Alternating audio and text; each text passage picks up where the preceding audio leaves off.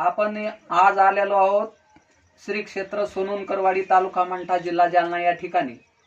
हे आमचे आदरणीय संताराम पाटील आणि त्यांच्या धर्मपत्नी आक्कासाहेबाला हप्त्यातून 2 वेळेला डायलिसिस जालन्याला चालू होतं. 1 महिनाभरापूर्वी आपण एक अमृत ज्यूसची बॉटल त्यांना सजेस्ट करण्यासाठी दिली होती. तर त्या माध्यमातून त्यांना काय अनुभव आला त्यांच्या तोंडून आपण हा रिझल्ट ऐकणार आहोत. आक्कासाहेब, तुमचं नाव सांगा अगोदर. मंडोधरी संताराम देवकते पाटील. तर तुम्हाला या अमृत ज्यूसच्या माध्यमातून कशा पद्धतीनं फरक पडला, कसा छान रिझल्ट वाटला ते तुम्ही सांगा. पहिले दम येत जाई, हो, चल वाटत नव्हतं, आता जरा दम येत नाही.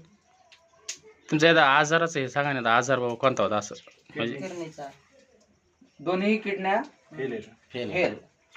त्यासाठी आपलं डायलिसिस चालू होतं. आजार बाबा कोणता होता असं म्हणजे? किडनीचा दोन्ही किडन्या फेल. त्यासाठी आपलं डायलिसिस चालू होतं.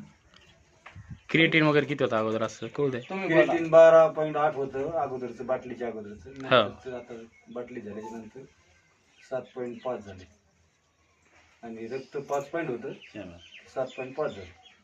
सांगायचं तात्पर्य एवढंच आहे, जे किडनीचा मेन प्रॉब्लेम आहे किडनी पेशंटचा, येस सर. जे क्रिएटिन असते किडनीचं वाढलेलं क्रिएटिन आणि जी रक्ताची कमतरता असते रक्ताची, या दोन्ही प्रकारामध्ये या अमृत ज्यूसने चांगल्या प्रकारे त्यांना अनुभव आलेला आहे. जो दम लागत होता माणसाला डायलिसिस केल्याच्या नंतर, तो दम सुद्धा कमी झालेला आहे आणि विशेष करून रक्तात वाढ सुद्धा झालेली आहे. तर ह्या बरोबर ना? तुम्ही आता कायमस्वरूपी घेत राहणार आहात ना? हो. धन्यवाद. हो. छान रिझल्ट आहे सरजी.